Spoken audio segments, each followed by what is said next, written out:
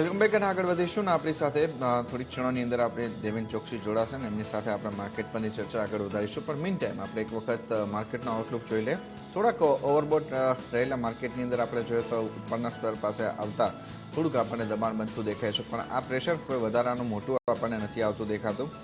નિફ્ટીના front ઉપર તમે જુઓ તો આપણને 16,500ના લેવલ પાસેથી અટકતું દેખાય છે અને બેંક નિફ્ટી આપણે જોઈએ તો 36,000ના લેવલ પાસેથી આપણને અટકતું દેખાય છે.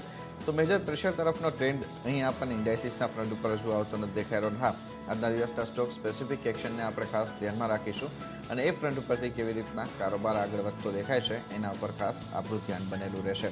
ઇન્ડાઇસિસના ફ્રન્ટ ઉપરથી આપણે જોઈએ તો ઇનિશિયલ ટ્રેડ આપણને કોઈ ખાસ મોટા મંદી તરફના નથી બનતા દેખાયા. એને તમારે ખાસ અહીંયા એક પોઝિટિવ સાઇન તરીકે જોઈ શકાય. પણ સર્ટેન કેટલાક સ્ટોક સ્પેસિફિક એક્શન છે એમાં આપણને સારા એવા વોલેટાઇલ એના પ્રોફિટ ટેકિંગના મૂડ દેખાઈ રહ્યા છે. તે બધા ફ્રન્ટ ઉપર ધ્યાન રાખતા રહીશું. પણ અત્યારે હવે આપણી સાથે માર્કેટ પરની વધુ ચર્ચા કરવા માટે જોડાઈ ગયા છે કેઆર ચોકસીના દેવેન ચોકસી. દેવેન સર, સ્વાગત છે સીએનબીસી બજારમાં. અને જે રીતના લાસ્ટ વીક આપણે જોયું ઇન્ડાઇસિસના ફ્રન્ટ ઉપર આપણને સારા એવા લાઈફાઈ લેવલ્સ બનતા દેખાયા, પણ ક્યાંક ને ક્યાંક થોડુંક કન્સર્ન જે છે એ હવે સ્ટોક સ્પેસિફિક ચાલ ઉપર પ્રોફિટ ટેકિંગનું આવતું દેખાઈ રહ્યું છે.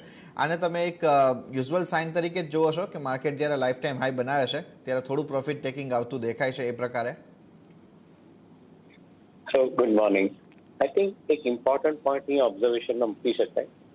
આપણું માર્કેટ કન્ટિન્યુઅસલી સ્ટોક રોટેશન કરતું રહ્યું છે અને કરતું રહેશે. એ વસ્તુને બહુ ક્લિયરલી માનીને ચાલવું જોઈએ. આપણે પાછલા થોડા મહિનાઓની અંદર એક અંડર પરફોર્મન્સ જોયો હતો બેન્કિંગ સ્ટોકની અંદર. તમે આજે જુઓ તો બધા બેન્કિંગ સ્ટોક પાર્ટિસિપેટ કરી રહ્યા છે.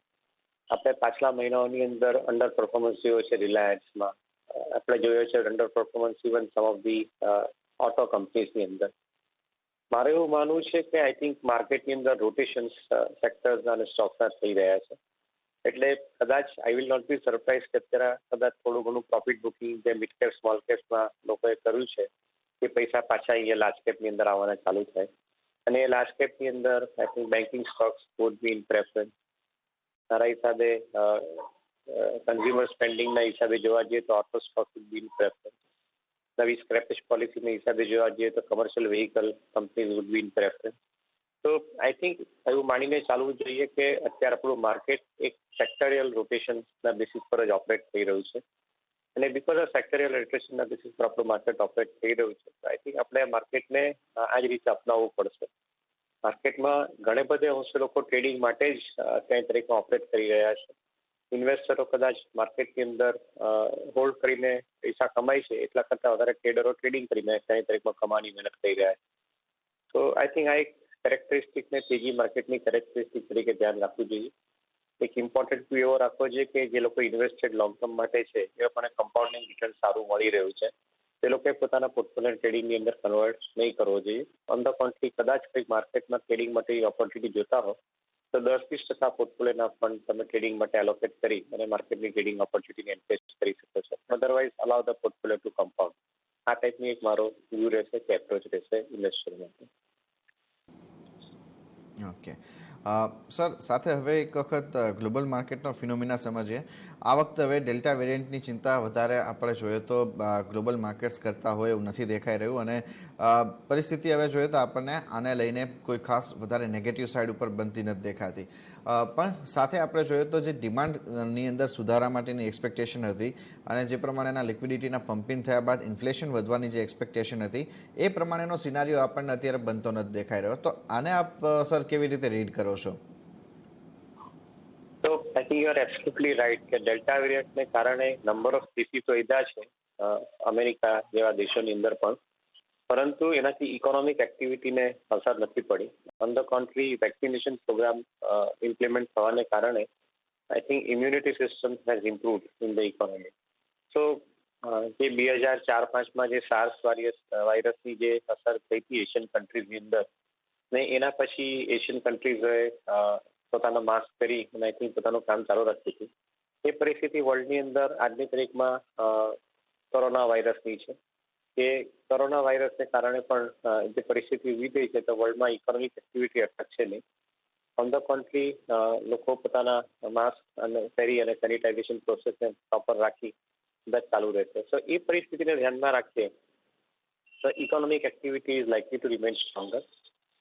Most of the businesses are reflecting a growth possibility. ધીમે ધીમે ઓપન અપ થઈ રહ્યું છે એટલે કદાચ આપણે તરત ને તરત એનું રિફ્લેક્શન બધી જગ્યાએ જોઈ નથી રહ્યા, પણ I think most of the businesses are now showing I think distinct signs of improvement, એ ડેફિનેટલી કહી શકાય. Whether I think immediately demand scenario improve થશે આપણા દેશની અંદર કે ઇન્ફ્લેશન કંટ્રોલમાં રહેશે, એના બે કારણ આપણે ઇવેલ્યુએટ કરી શકાય. એક તો સૌથી પહેલા ડિમાન્ડ સિનારી ઇમ્પ્રુવ થવા માટે જે આ ફેસ્ટિવ સિઝનથી ઇકોનોમીની અંદર પરચેસિંગ ચાલુ થશે એના રિફ્લેક્શન તમને આ ક્વાર્ટરની એન્ડમાં અથવા ઉપરના ક્વાર્ટરમાં આવવાના સ્ટાર્ટ થશે. બીજી તરફ ગવર્મેન્ટના જે ઇન્ફ્રાસ્ટ્રક્ચરના પ્રોજેક્ટ છે એ પ્રોજેક્ટ્સ જે રીતે એક્ઝિક્યુટ થઈ રહ્યા છે ને કાલે પણ પ્રાઇમ મિનિસ્ટરે જે રીતે પ્રોજેક્ટનું એનાઉન્સમેન્ટ કર્યા છે અમુક, એ જોતા એવું દેખાય છે કે આવનારા સમયની અંદર ડિમાન્ડ સિનેરિયો સ્ટ્રોંગ રહેશે. તો એક બાજુ ડિમાન્ડ સિનેરિયો સ્ટ્રોંગ રહ્યો, બીજી બાજુ ઇકોનોમી અંદર ઓપન અપ થવાથી કન્ઝમ્પશન લેડ ગ્રોથ આવવાનો સ્ટાર્ટ થયો, અને એટ ધ સેમ ટાઈમ બેંકની એકોમોડેટિવ પોલિસીને કારણે ઇન્ટરેસ્ટના દર નીચે રહેવા, આ બધા ફેક્ટર એવું સજેસ્ટ કરે છે કે eventually I think will be seeing growth in the economy. Though I think we cannot be expecting, I think, one-sided growth. થોડો ઘણો વચ્ચે વચ્ચે કરેક્શનના ફેઝીસ આવશે, પણ એકંદરે I am optimistic about the growth continuing in the economy. Okay, સાથે જ sir હવે જો થોડાક સેક્ટોરિયલ મૂવ પ્રમાણેની વાત કરીએ તો પહેલાં તો આપણને Q1ના જે આ રિઝલ્ટ આવતા જોયા છે એમાં મોસ્ટલી ફાર્મા કંપનીઝ તરફથી આ વખતે આપણને અંડર પરફોર્મન્સ આવતું દેખાયો છે. ઇન ટર્મ્સ ઓફ સિનારીઓ આપણે જોઈએ તો જે દેખાઈ રહ્યો છે કે કંપનીઝના જે માર્જિન હતા એ ફ્રન્ટ ઉપર આપણને ક્વાર્ટરલી અને યર ઓન યર બંને રીતના આપણને પ્રેશર આવતું દેખાયું છે. કોવિડના સિચ્યુએશનને લઈને અહીંયા જે એક મોટો બેનિફિટ મળી રહ્યો હતો એને એક આ બધી જ કંપનીઝને બ્રેક લાગતી હોય એવું કે દેખાઈ રહ્યું છે. આપને લાગે છે કે કદાચ ફાર્મા કંપનીઝ હવે 1-2 ક્વાર્ટર સુધી હજુ આ પ્રકારના કન્સોલિડેટ બેઝિસ પર જ આવતી જોવા મળશે? એક ઇમ્પોર્ટન્ટ પોઈન્ટ અહીંયા એ રહે છે કે જેમ બેઝ કેમિકલના ભાવ વધવાના ચાલુ થાય એની અસર ઇનપુટ કોસ્ટની અસર બધી જ જગ્યાએ આવવાની ચાલુ થાય. પછી એ ફાર્મા કંપનીની અંદર એની અસર આવે કે કેમિકલ કંપનીમાં અસર આવે, દરેકના કોસ્ટની ઉપર એક જાતનું પ્રેશર ચોક્કસપણે આવી શકે, કારણ કે underlying base chemical prices have actually I think moved up very significantly. Now given that kind of a situation, margin would be always under pressure. I don't think that જે આપણે ગયા વર્ષે જે માર્જિન જોયા હતા ફાર્મા કંપનીઓના, એ માર્જિનને કદાચ આપણે હવે આ વર્ષોની અંદર એક્સપેક્ટેશન રાખી શકીએ.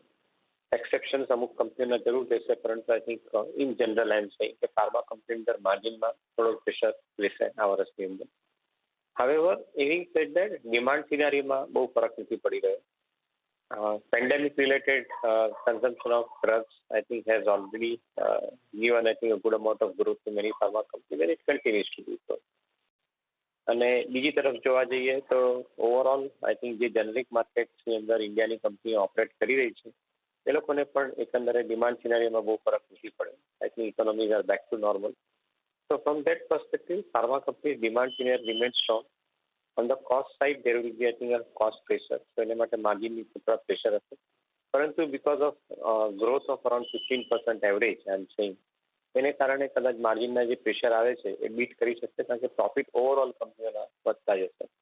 તો I am of the view that I think ફાર્માની અંદર એ કંપનીઓનું વધારે ફોકસ એપીઆઈ તરફ છે.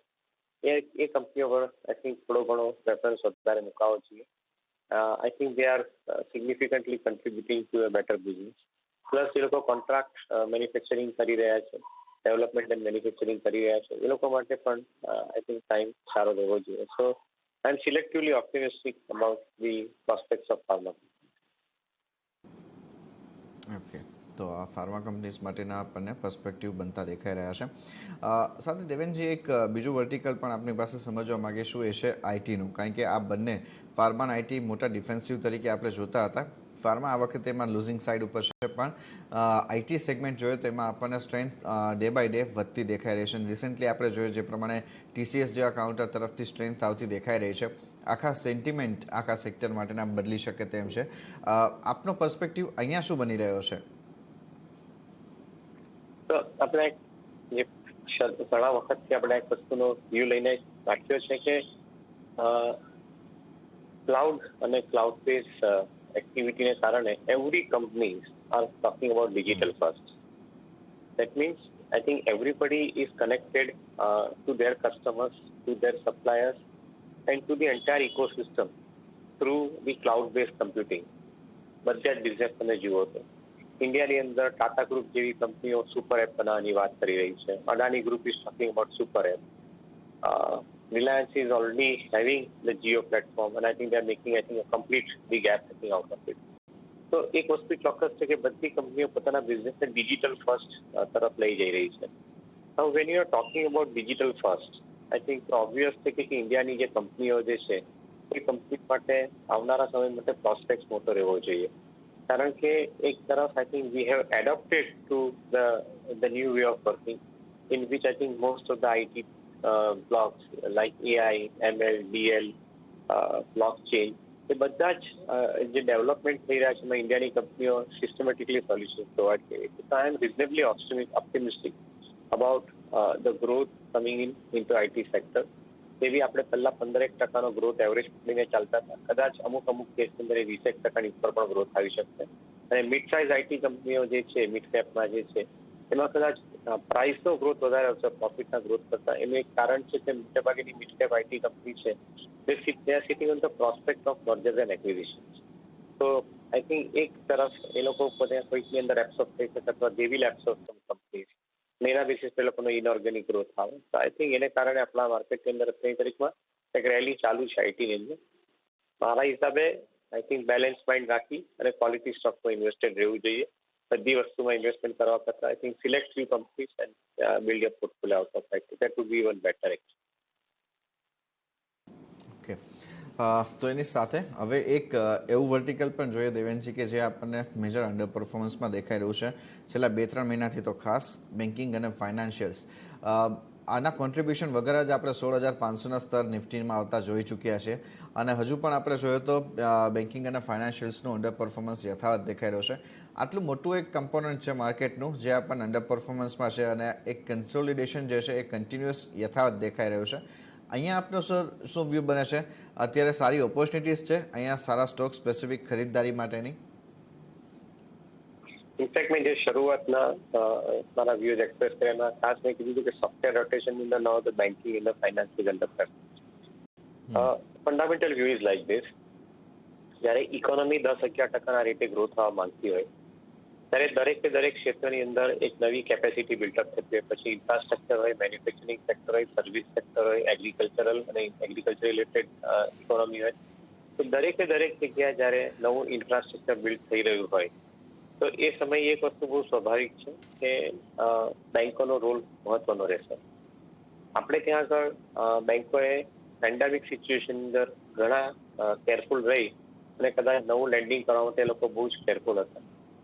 નાવ ઇકોનોમી જેમ જેમ ઓપન અપ થતી જાય છે અને હેલ્થ ઇકોનોમી થોડી બેટર થતી દેખાય છે એના બેસિસ પર now the banks are becoming more systematically involve in lending their money to the બોરોવર્સ.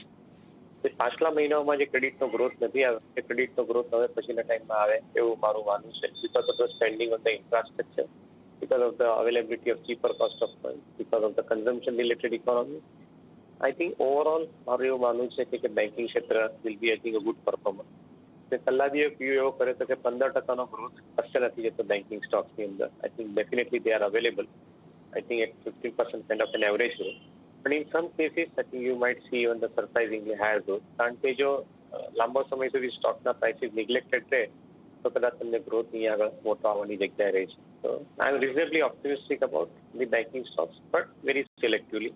Public sector બેંકની અંદર વ્યૂ પોઝિટિવ થતો જાય છે કે બેલેન્સ શીટ સુધરે છે, પરંતુ આઈ થિંક એપ્રોચ એવો રહેશે કે જ્યાં એ લોકોની કન્સિસ્ટન્સી બિલ્ડ થતી હોય તે કંપનીઓ પર વધારે ફોકસ રાખવું. ઓકે, જ્યાં આંકડાઓની કન્સિસ્ટન્સી છે એના ઉપર વધારે ફોકસ ધ્યાન રાખવું અને પીએસયુ બેંક્સ છે તેના ઉપર એક ધ્યાન રાખવું બની રહ્યું છે. સાથે એનબીએફસી સ્પેસને પણ દેવેનજી આપ એટલું જ પોઝિટિવ જોઈ રહ્યા છો. General finance, housing finance companies કે જેમના કોસ્ટ ઓફ ફંડિંગ જે છે તે અત્યારે સારા એવા નીચે આવી ચૂક્યા છે, એવી કંપનીઝને પણ ધ્યાનમાં રાખવી જોઈએ? I think absolutely. આજે સપોઝ તમારા હાઉસિંગ ફાઇનાન્સ કંપનીઓ છે તે લોકો આજની તારીખની અંદર they can afford to give money at the rate of less than 7%.